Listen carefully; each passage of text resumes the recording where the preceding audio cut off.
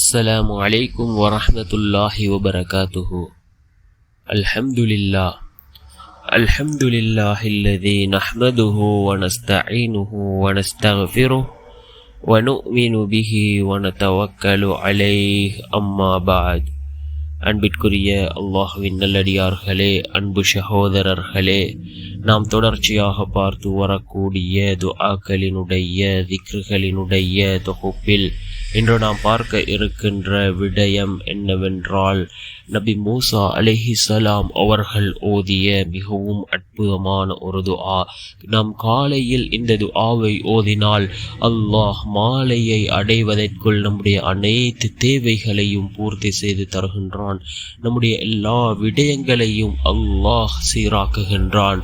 அப்படிப்பட்ட மிகச்சிறந்த நபி மூசா அலைஹிஸ்ஸலாம் அவர்கள் ஓதிய அற்புதமான துஆவை தான் நாம் இன்றைய வீடியோவில் பார்க்க இருக்கின்றோம். அன்பார்ந்தவர்களே, அல்லாஹ்வின் நல்லடியார்களே, அதிகமானோர் நம்முடைய சேனலை சப்ஸ்கிரைப் செய்யாமல் பார்த்து கொண்டிருக்கின்றீர்கள்.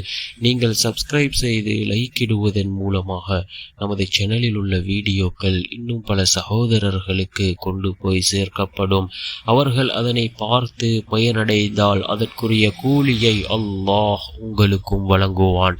அன்பார்ந்தவர்களே, அல்லாஹ்வின் நல்லடியார்களே, நபி மூசா அலைஹிஸ்ஸலாம் அவர்கள் அதாவது தன்னுடைய சொந்த நாட்டிலிருந்து அவர்கள் மதியனை நோக்கி வருகிறார்கள்.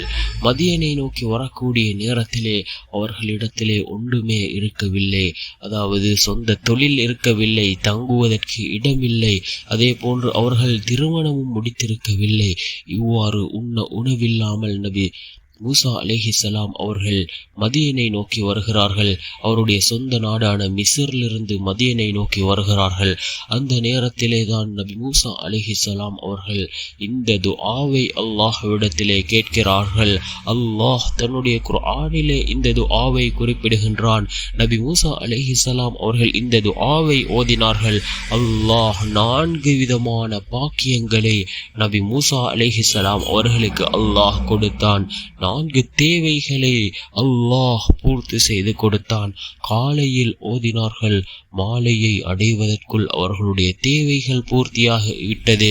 என்னவென்றால், முதலாவது அவர்கள் திருமணம் செய்தார்கள். நபி ஷுஐப் அலைஹிஸ்ஸலாம் அவர்களுடைய மகளை நபி மூசா அலைஹிஸ்ஸலாம் அவர்கள் திருமணம் செய்தார்கள்.